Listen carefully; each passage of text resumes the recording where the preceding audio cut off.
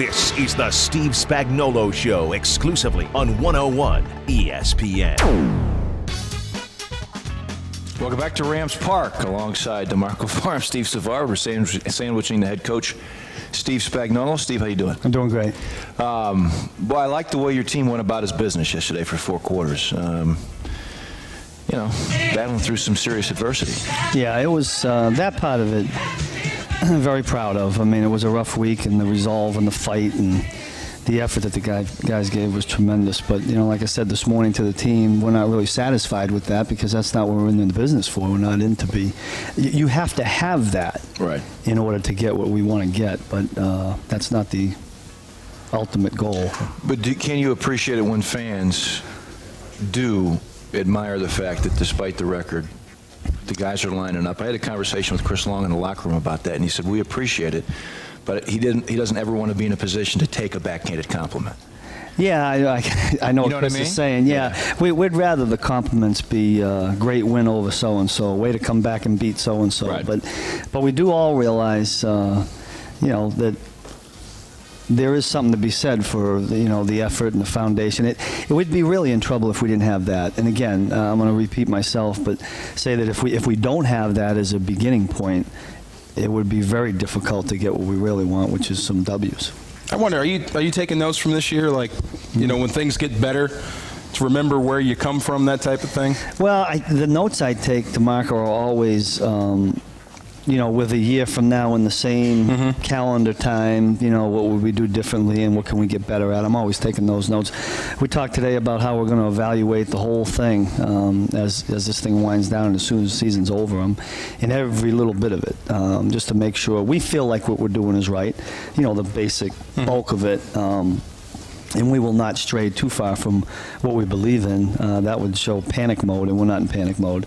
But we do evaluate everything, and we want feedback from everybody to try to get better in every phase of this thing. I'm trying to guess, what's the one thing you wouldn't want to see as a head coach when the season isn't going your way? What's the one thing you won't want to see out of your football team? Well, you wouldn't want to see guys still giving effort and playing to win a football game. As long as they're playing for each other and they're playing for the pride of the game and for the team and for the Rams organization, I think we'll be okay.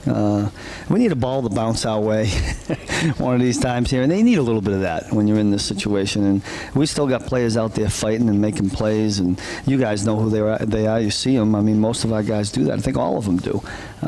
We just keep plugging away. I think you got some good players here, and I think if you surround them in the future with some more good players in a year or two, I think things are going to head the opposite direction. I have no reason to say it if I didn't believe it. No. And one of the guys that I talked about a moment ago, Chris Long, we were recognizing the change in him, and I think he's got a chance to. I think you got a lot of young players that could be leaders of this football team. Yeah. Chris Long, the Laurinaitis types. I think Jason Smith's one of those guys. I think you got a lot of young guys that fit that bill. I would agree with you 100% on that, Steve. And I'm glad you see it. It's not just me, and I'm just being optimistic because I do believe that. And I think and it's not just the young guys. There's some of the other guys that have been in the middle of their careers. And I can't say enough about the vets that we have in our locker room now, who I'm hoping a number of them will still be with us. I mean, I don't want people to think that you have to have a mixture of youth and some veteran leadership. I still believe that, and the good teams I've been blessed to be a part of have always had that. Steven Jackson and all these extra brawls, I mean, are guys going after him? Well, that's funny you say that, DeMarco. I don't want to get myself in trouble, but I'm always, I don't want to say yelling at the officials, I'm always conversing with the officials that they should be protecting an elite player in the league. Again, I want to be careful what I say here, but I just think that should be, and I'm not going to say that people are doing anything out of the ordinary. Steve's a hard runner, plays a physical game. People try to play physical back at him, and sometimes you got to stand up and defend yourself. You face another quality guy this week in Kurt Warner. How much does it help that you've played that team recently? Well, I think from the coaching staff point of view it does. And, in our game planning now, we got a little bit of a basis. You got a game to look at, and you see a little bit of how they tried to attack you on both sides of the ball. So it'll be a little bit different this time around. Nobody does the same thing. But I think it helps. I mean, let's remember now, Kurt was out of there in the second half, so that made a difference for them. And, we'll see what happens. I know that they've clinched the division. but they're still playing for a bye. seed. Yeah. Yeah. I think they can still find their way as the 2 seed, if I'm not mistaken.